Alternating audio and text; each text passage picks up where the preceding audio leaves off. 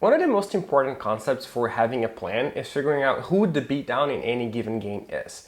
And who's the beatdown is a concept that was introduced to us by Mike Flores in an article many years ago, and it has remained true for basically all the history of competitive Magic. So it states that in any given game of Magic, there's always one player that is the beatdown and one player that isn't. And it's not possible for both players to occupy the beatdown role. Right? Someone is trying to be aggressive and someone is trying to be controlish. And that can be the case even when two decks are aggressive decks.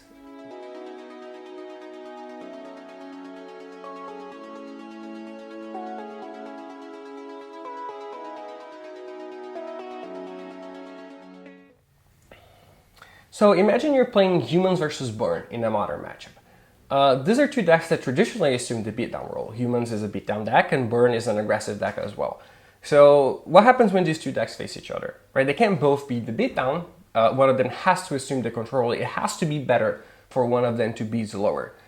And in this case, it's very weird, right? Because neither deck is particularly good at being the control deck. Neither deck wants to be the control deck.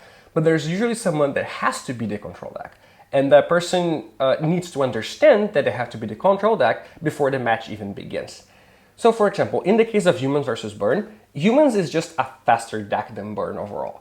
Humans takes no damage from its own lands, Humans has blockers, and Humans has big attackers.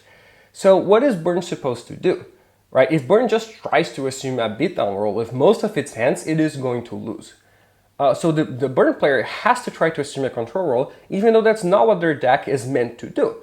Because it's better to be a bad control deck when you're supposed to be a control deck than to try to fight an aggro battle that you almost certainly not win. So in this case, the Burn player should know that, and they should try to control the game by pointing their Burn spells at the creatures instead of the player. So on turn 1, if your opponent plays Champion of the Parish, you should Lightning Bolt the Champion of the Parish instead of Lightning Bolt your opponent directly, which is what you would do in many of the matchups for Burn. And because you know that, you can start to make this plays from the beginning. If you try to point the first Burn spells at your opponent, and then after that you realize, well, that's not going to be enough, I have to be a more controlish player, it's too late for that. So you need to know at the start of the match which role you're going to have, and that role may change over the course of the match, but that has to always be in your head. And sometimes it's not even clear because it depends on what your opening hand is. Right? If your opening hand is, for example, a Sideboarding Green Lavamancer, and then a Lightning Bolt and a Lightning Helix and 2 fetch lands and 2 other lands, then it becomes very easy to assume the control role in this hand because every removal spell can just be pointed at that creature. So you look at his opening hand and you think, okay, I'm control, and you're controlling this matchup from the first turn of the game. But what if you have a hand of Goblin Guide, 3 lands, and 3 Lava Spikes? This hand really cannot be control, even though you would love to be control. For this hand, it's impossible to do that because all the removal spells just point at your opponent.